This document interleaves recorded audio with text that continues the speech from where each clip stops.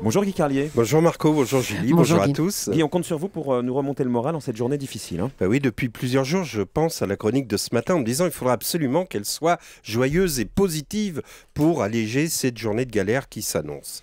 Joyeuse et positive, je vais donc vous parler d'Annie Cordy.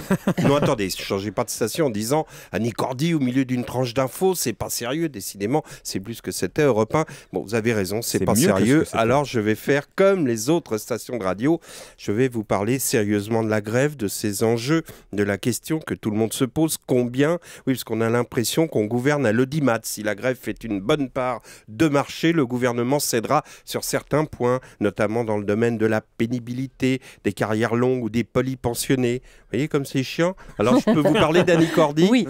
Toujours pas? Bon. Mais si. D'accord. Je vais vous parler de Jean-François Copé, que j'ai vu hier soir sur France 2, qui nous a expliqué que les Français doivent être adultes, que les temps changent, que tous nos voisins ont reculé l'âge de la retraite. Mais Monsieur Copé, vous n'avez pas compris que dans les manifestations d'aujourd'hui, le régime des retraites n'est qu'un prétexte. Les Français ne sont pas crétins. Sur le fond, ils ont compris que la réforme était nécessaire. C'est pas pour ça qu'ils vont descendre dans la rue. C'est juste parce qu'ils ont peur.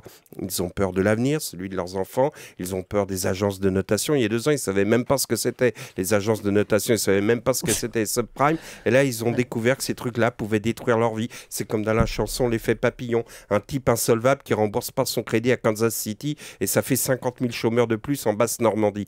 Mais surtout, Monsieur Copé, si vous n'avez pas compris que les Français sont affolés par les différences sociales, que dans l'affaire Woerth, le ministre est juste le symbole d'une connivence entre le pouvoir et les puissances de l'argent, qu'on croyait en lui quand il disait qu'il allait rapatrier les 3000 comptes illégaux en Suisse et qu'au bout du compte, il côtoie ceux qui gèrent la fortune de la vieille Liliane Bettencourt. Si vous n'avez pas... Qu'est-ce que vous dites? Vous préférez que je vous parle d'Annie Cordy? Hier, venant du bout d'un couloir d'Europe 1, j'entends une voix de vieille dame indigne crier « Coucou tout le monde !» Et voilà Annie Cordy qui débarque en trompe, tenant 2 paniers avec un Yorkshire dans chacun d'eux. Annie Cordy, 82 ans, et la pêche du ado. Et tout à coup, tout était balayé. Bien sûr, il y a cette rentrée, si dure, si difficile. Bien sûr, il y a ces mondes prêts à s'affronter. Bien sûr, il y a des femmes iraniennes, bien sûr, il y a Éric Besson, bien sûr, il y a le chant de ruine du foot français, mais soudain, hier, dans un studio d'Europe 1, il y avait ça.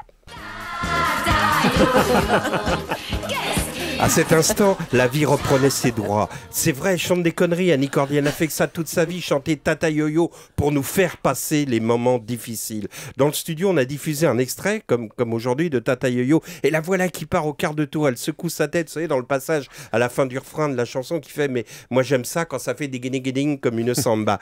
Comme Liliane Bettencourt, Annie Cordy est une vieille dame qui paye comptant.